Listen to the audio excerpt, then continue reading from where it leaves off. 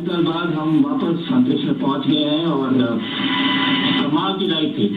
विक्रम में हम 7.5 किलोमीटर प्रति सेकंड की रफ्तार से पृथ्वी के चारों तरफ घूम रहे हैं और मेरे कंधे पे मेरे साथ मेरा तिरंगा है जो मुझे बता रहा है कि नहीं हूँ, मैं आप सबके साथ हूँ। ये मेरे इंटरनेशनल स्पेस स्टेशन तक की जर्नी की शुरुआत नहीं है, ये भारत की ह्यूमन स्पेस प्रोग्राम की शुरुआत है और मैं चाहता हूँ कि आप सभी देशवासी इस यात्रा का हिस्सा बने। आपका भी सीना जैसे चौड़ा होना चाहिए, आप भी उतना ही एक्साइटमेंट दिखाइए। आइए हम सब मिलकर भारत की ह्यूमन स्पेस प्रोग्राम की जर्नी की शुरुआत करें। धन्यवाद। जय हिंद, जय भारत।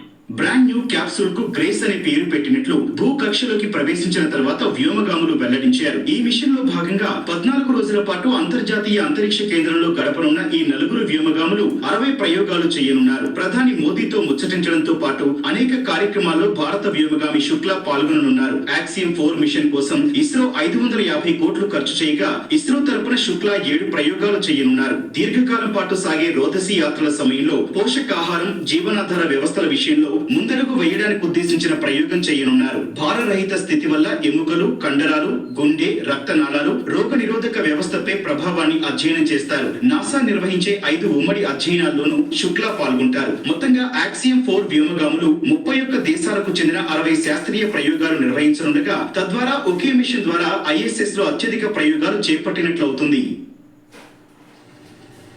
ఫాల్కన్ 9 రాకెట్ నింగిలోకి దూసుకెళ్లగానే భారత వ్యోమగామి శుభాంశు శుక్లా తల్లిదండ్రులు భావోద్వేగానికి గురయ్యారు.